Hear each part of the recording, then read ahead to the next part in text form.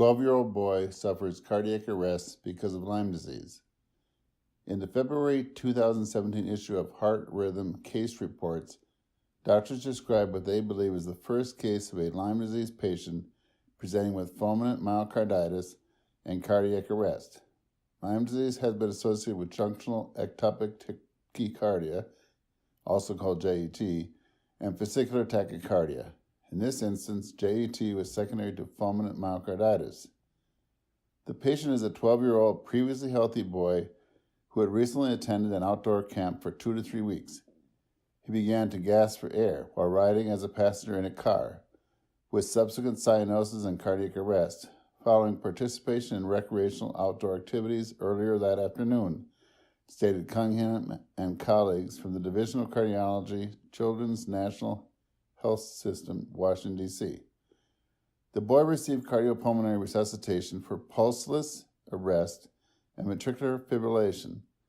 Spontaneous circulation returned after 8 minutes of cardiopulmonary arrest, including defibrillation, intubation, and intravenous epinephrine and lidocaine administration, according to Cunningham and colleagues.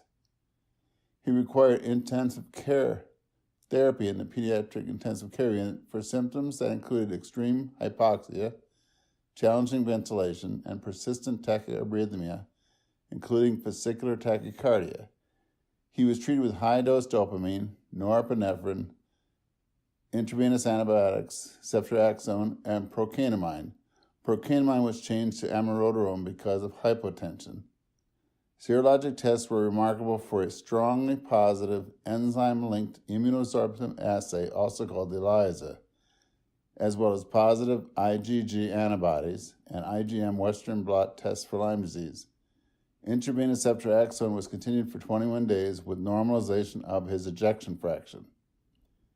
While the boy made a full recovery of cardiac functioning, he had neurologic injury that required long-term rehabilitation. Brain imaging revealed he suffered from a global cerebral edema and moderate hypoxic injury to the basal ganglia, hippocampus, and primary motor and visual cortices. The damage left the patient with altered mental status, agitation, and dysautonomia, the authors explain. They did not address whether the neurologic symptoms could be caused by a persistent tick-borne infection that is not resolved.